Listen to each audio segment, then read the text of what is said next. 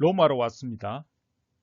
앞서 16세기가 되면 로마 교황이 계시는 로마와 그 일대를 중심으로 르네상스 운동이 활발히 전개되었다고 말씀드렸습니다. 이 가운데서도 르네상스를 대표하는 로마 3대 정원이라고 하면 빌라 데스테, 빌라 란테, 빌라 파르네제를 꼽습니다.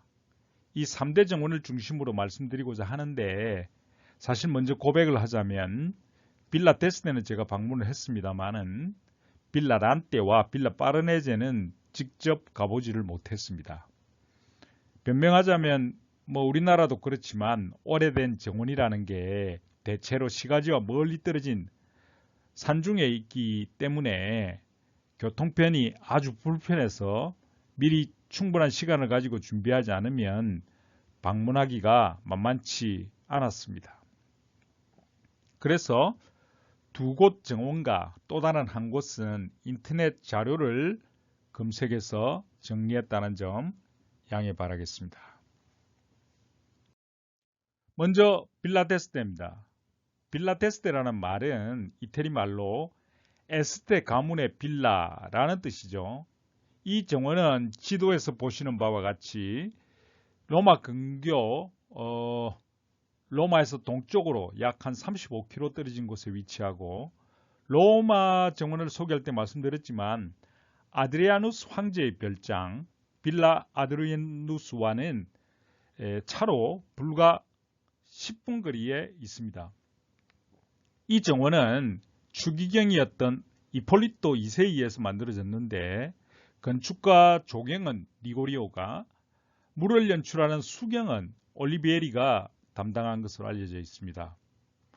앞서 말씀드린 바 있지만 이 정원을 만들 때 대리석과 조각 그리고 각종 장식물들은 인근한 빌라 아드리아누스, 아마 정원을 만들 그 당시도 이미 버려진 채 거의 폐허로 되어 있었을 거라고 생각합니다만은 그 아드리아누스 빌라에서 거의 약탈하듯이 가져와서 이폴리토가 자신의 정원을 꾸미는데 사용했다고 합니다.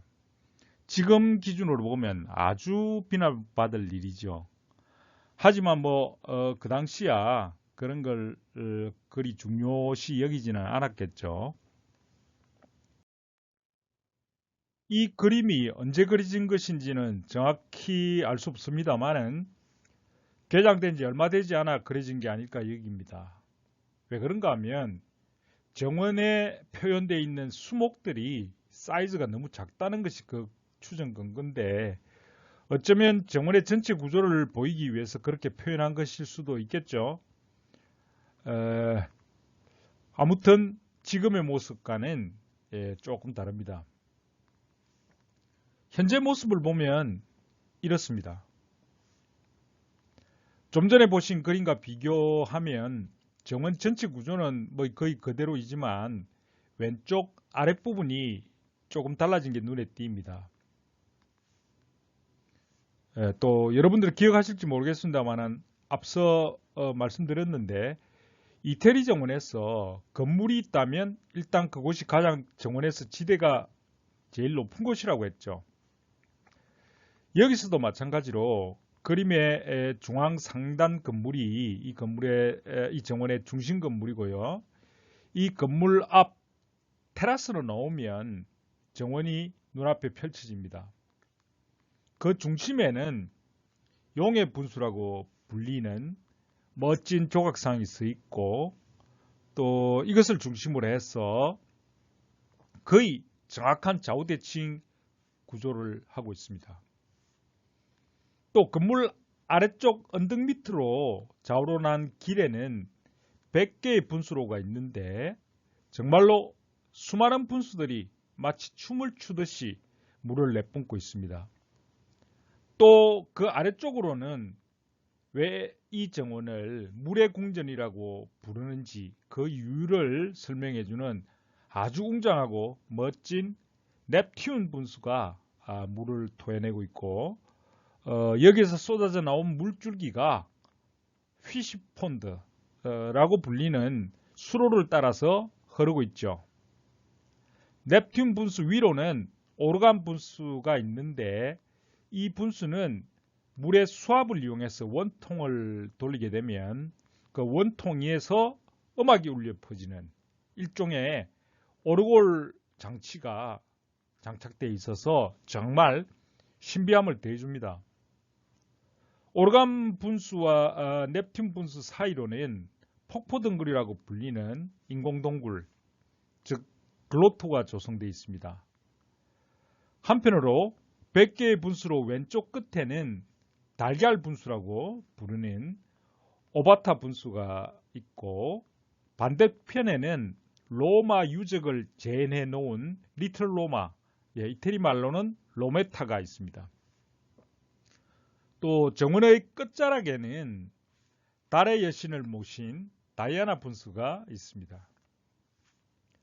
그래서 이 정원의 세로축은 언덕과 이어진 산악축이다 이렇게 이야기한다면 두 개의 가로축은 물로 이어진 수경축이다 이렇게 말할 수 있겠죠. 정원의 이런 전체 구조를 염두에 두시고 이제 들어가 보도록 하겠습니다. 따라오시죠. 빌라데스데에 들어가는 건물 입구입니다. 이 그림에서 보면 건물 뒤쪽으로 들어간다고 할 수 있겠죠. 근데 생각보다 입구가 너무 수수합니다. 담벼락에 문패 마냥 빌라데스데라고 써놓지 않았다면 집을 찾기가 쉽지 않았을 겁니다. 유럽의 집들이 되게 그런 것 같은데 입구는 아주 수수합니다. 하지만 문을 열고 들어가 보면 어마어마한 풍경이 펼쳐지죠. 건물 앞쪽 테라스입니다. 통로로 쓰여지고 있는 여기를 비알로네라고 부르는데 그 뜻이 뭔가 찾아봤더니 그저 그냥 넓은 길이라는 말이더군요.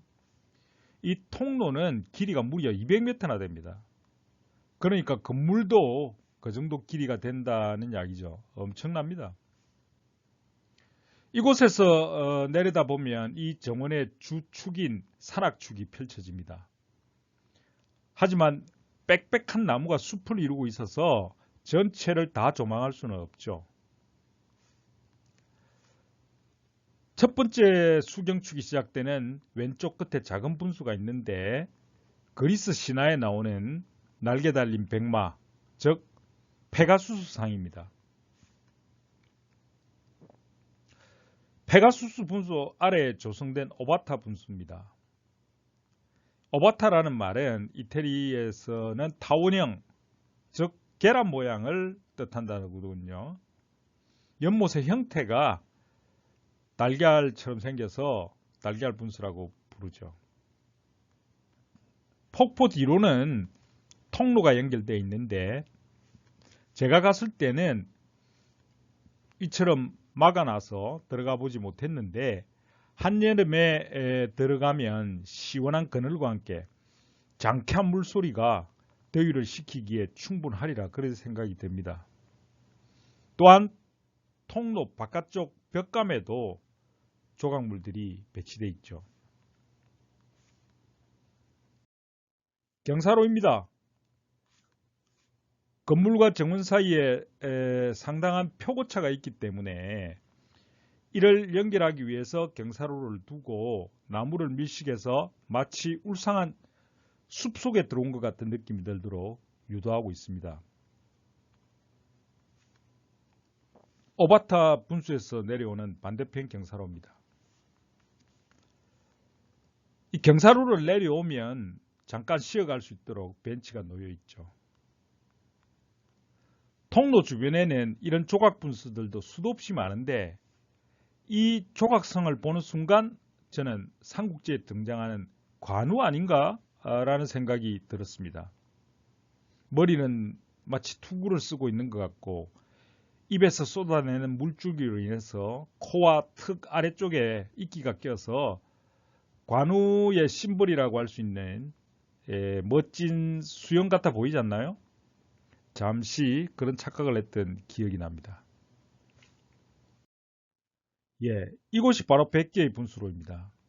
주 건물이 있는 언덕과 정원이 위치한 평지 사이에 표고차가 제법 있는데 이를 연결하기 위해서 경사로를 두고 또 단차를 극복하기 위해서 3개의 단을 만들어서 각각의 단에 수로와 분수를 두고 이처럼 수많은 분수와 작은 폭포들,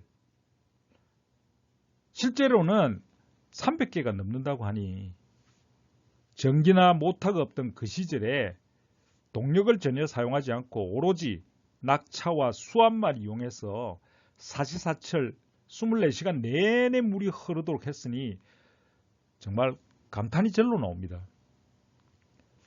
분수 노즐 형태도 아주 다양해서 단순히 솟구치는 분사만 하는 게 아니라 부채꼴처럼 이렇게 펼쳐지는 것도 있고 또 높낮이도 서로 달라서 아주 역동적인 느낌을 줍니다. 100개의 분수로 통로 포장입니다.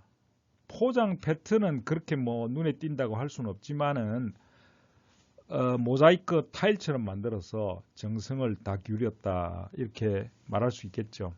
잠시 동영상을 보시겠습니다.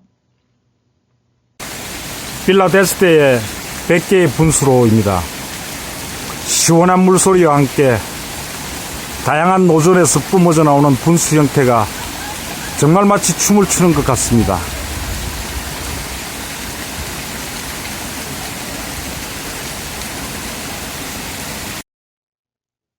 네, 수평으로 이어진 수경축 오른쪽 끝자락에 조성된 고대 로마 풍경을 미니어처로 축약한 로메타, 즉 리틀 로마입니다.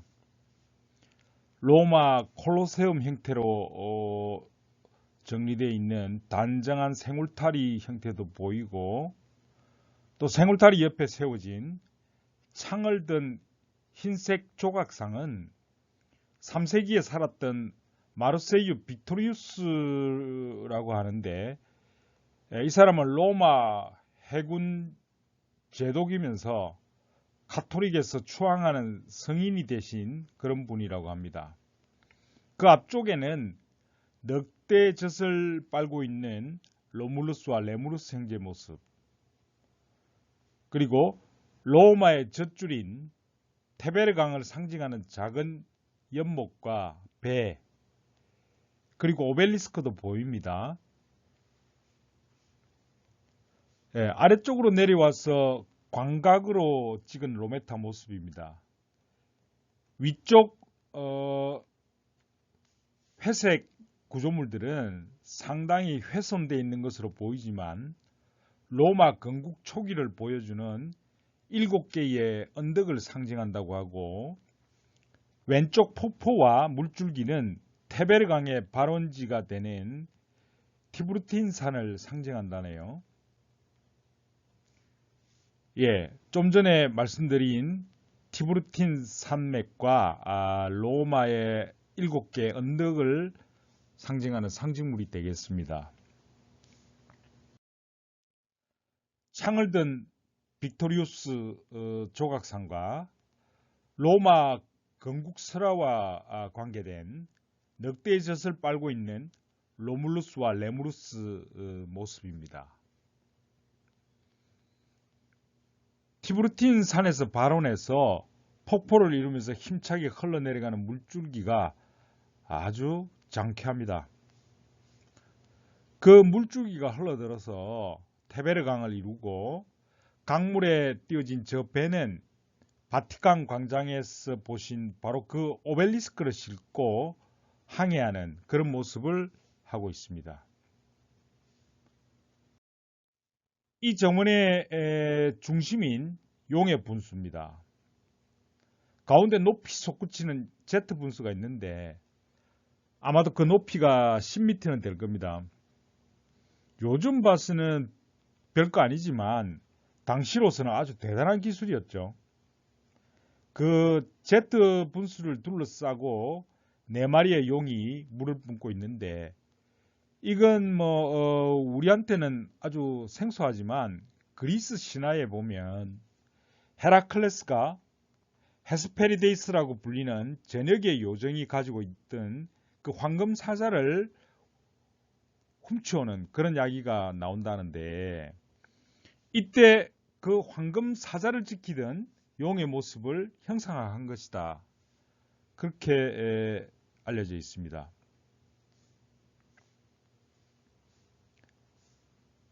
네, 동굴 분수입니다. 이 동굴은 오르간 분수와 넵튠 분수를 연결하는 가운데 위치하고 있는데, 이렇게 보면 코끼리가 네 발로 붙이고 서서 코를 내밀고 있는 그런 느낌을 갖게 합니다.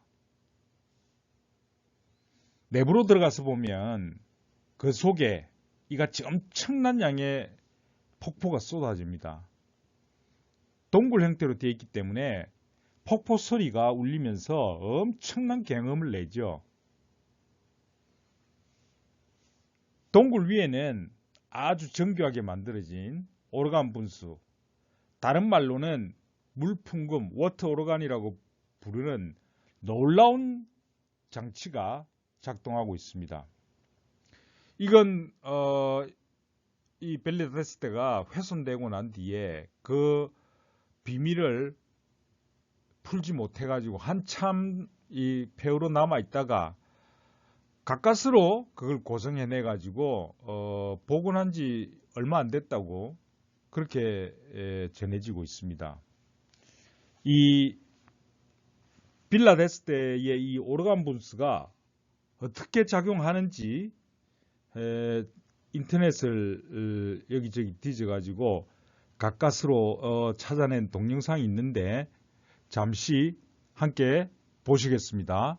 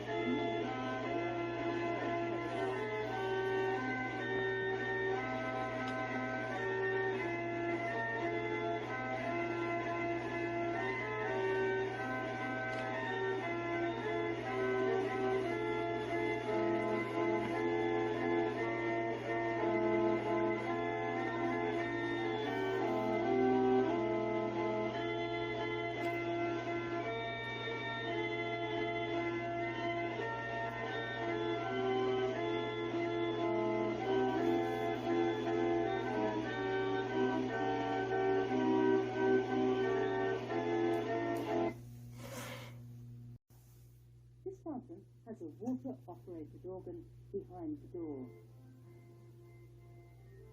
The secret can be found in the movement of water. A powerful stream of water falls behind the fountain. The pressure of the water pumps air to the organ and drives the cylinder. It was a complete innovation for the time, as there was no electricity in those days. The cylinder has many bumps on the surface, just like a wind-up music box. The air is pumped according to this music score to make a tune.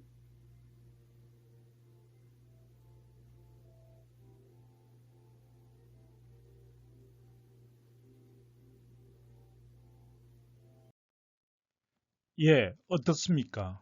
16세기에 저런 정교한 자동 뮤직박스 장치를 만들었다는 게 정말 대단하지 않습니까? 하긴 우리도 15세기 세종대왕 때 장영실이 시각을 알려주는 물시계 작용률을 만들긴 했죠. 예, 이 사진은 동굴 분수 앞에서 내려다본 넵튠 분수와 세 개의 피시 폰드입니다. 하늘 높이 솟구치는 세 개의 물기둥이 장관을 연출하고 있습니다. 아래로 내려와서 본 넵튠 분수 모습이 되겠습니다. 이 공간은 원래 이런 모습은 아니었고 오른쪽 키맵에서 보시듯이 본신은 동굴 형태로 되어 있었죠. 그 위로 폭포가 쏟아져서 앞쪽 두 개의 연못으로 흘러 들어가는 구조로 되어 있었는데 그 이후에 방치되어 있던 것을 1920년대에 건축가 아틸리오 로시라는 사람이 폭포를 정비하고 분수를 설치했다고 하네요. 또 이 분수가 넵튠 분수라 불린 것은 16세기 때 여기에 바다의 신 넵튠 조각이 있었기 때문이라고 합니다. 폭포 속에 만들어진 벽감에는 흘러내리는 물줄기 때문에 정확히 식별할 수는 없지만은 아마도 그리스 신의 모습을 하고 있는 조각상이 아닐까 여깁니다. 자료를 이것저것 찾아서 뒤져봐도 이게 뭔지는 정확히 나와 있지가 않았는데 분명한 것은 16세기 때 건 아니고 로시가 분수를 만들 때 도입했을 거라 추정할 수 있겠습니다. 예, 오르간 분수와 동굴 분수, 넵튠 분수, 그리고 피쉬 폰드가 동시에 보이는 그런 구도입니다. 여기서 잠깐 동영상을 함께 보시도록 하겠습니다.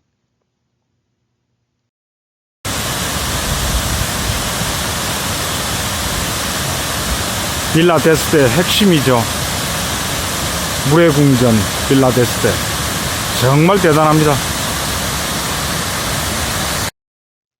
예, 어마어마하죠. 이번에는 정원의 남쪽 끝에 있는 에페수스의 다이아나 분수입니다. 이 조각상은 본시 오르간 분수 옆에 있었다는데 17세기 때 이곳으로 옮겨왔다고 하네요. 여기서 에페수스는 오늘날 투르키의 땅인데 과거 이곳에 고대 그리스의 식민 도시가 있었다는 거죠. 그래서 많은 고대 그리스 유적들이 남아 있는데 다이애나라고 하면 로마에서 그렇게 다이애나로 부르지만 그리스 사람들은 아르테미스라고 불렀죠. 이 아르테미스는 올림푸스의 12신 중에 한 명이고 에페수스라는 도시의 도시 수호신이었습니다. 달의 여신이기도 하고요. 사냥의 여신, 숲의 여신이라고도 불리는데 가슴팍에 달린 달걀 모양의 24개의 이 젖가슴은 풍요와 다산을 상징합니다. 그리고 그 아래 치맛자락에 주렁주렁 달려있는 동물 형상의 장식물들은 아르테미스가 사냥한 사냥감들이죠. 그런데 당시 르네상스 지식인들은 이것을 어떻게 해석했냐 하면은 달의 여신인 이 다이애나, 아르테미스는 지식의 수호자이기도 하고 주렁주렁 달린 젖가슴에서 뿜어져 나오는 물줄기는 르네상스적인 신지식을 골고루 나눠주는 지식의 보급을 의미한다는 거죠. 그럼 그 아래 옹기종기 매달려 있는 아기곰처럼 생긴 작고 귀여운 동물들은 뭐겠습니까? 새로운 지식과 진리 탐구를 갈구하는 르네상스 지식인들을 상징한다고 해석합니다. 아마 이런 모습이 바로 인간의 이성을 존중하고 진리 탐구에 몰두하는 르네상스 사람들의 마음 자세를 보여주는 것이 아닐까 그렇게 생각해 봅니다. 이제 이 정원의 하이라이트인 수평 추경축을 조망하기 위해서 드론으로 촬영한 영상을 보시겠습니다. 물론 이 영상은 제가 촬영한 게 아니고요. 제가 즐겨보는 KBS 1TV 걸어서 세계 속으로 거기에 방영됐던 화면을 캡처한 겁니다. 가까이서 본 모습이고요. 조금 넓게 내려다본 모습이 되겠습니다. 이번에는 저택에서 이어지는 수직축, 즉 산악축을 조망해 본 모습이 되겠습니다. 예, 빌라 데스테를 둘러보고 나와서 본 티볼리 지역 일대 주변 모습입니다. 우리나라 여느 시골 마을과 크게 다르지 않다 하는 느낌을 갖게 합니다.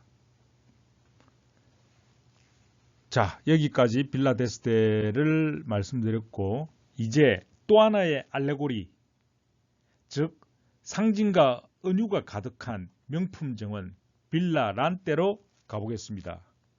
기대해 주시기 바랍니다.